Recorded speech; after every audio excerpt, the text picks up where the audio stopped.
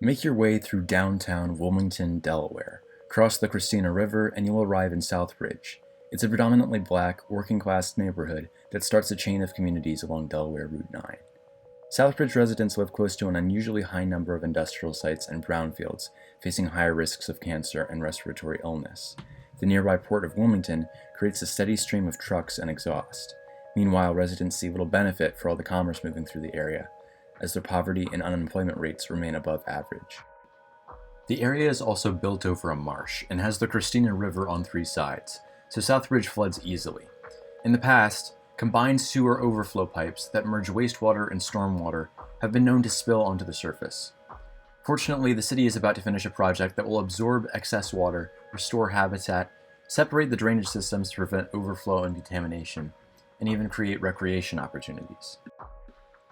On a massive brownfield to the west of the neighborhood, the city has used federal grant money to construct the South Wilmington Wetlands Park, remediating the soil to address any contamination, restoring the marshes, and building elevated walkways. Fed by an upgraded, separated drainage system running under parts of Southbridge, the park is designed to hold water during storms until the river is low enough to receive it. The park doesn't increase the drainage everywhere in the neighborhood, and rising seas mean that flooding will continue to be an issue, but the project's imminent completion in 2021 is seen as a win for the community. 15 years after the creation of the Special Area Management Plan, which was supposed to guide community development across sectors, Southbridge has made major progress on flooding as well as on transportation, with reduced truck traffic and increased public transport access.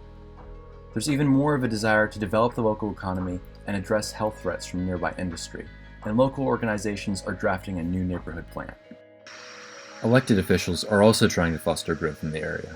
I'm Michelle Harley, and I represent the 4th Councilmatic District in the city of Wilmington. This is my second term.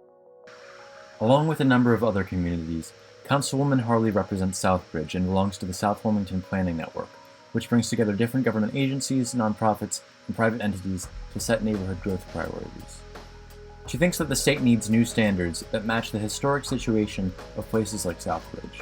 When the State Environmental Authority granted a permit for a new slag grinding facility against community wishes, City Council unanimously passed a resolution asking that future decisions reflect the overall impact of pollutants in the area and not just the risk from one source. And what's the impact of piling more materials and elements in the environment?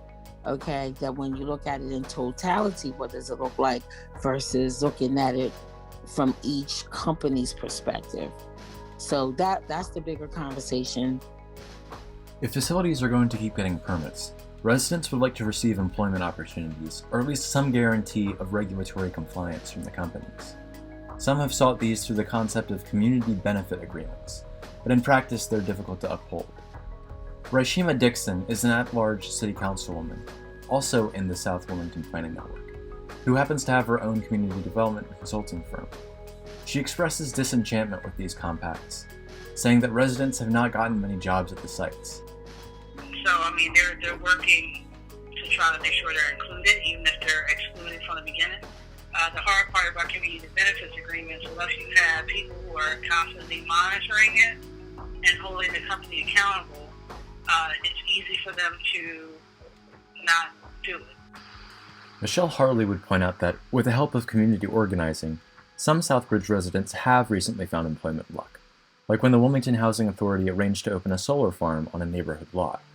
We worked together and were able to host 2 job fairs at the neighborhood house for the residents in Southbridge.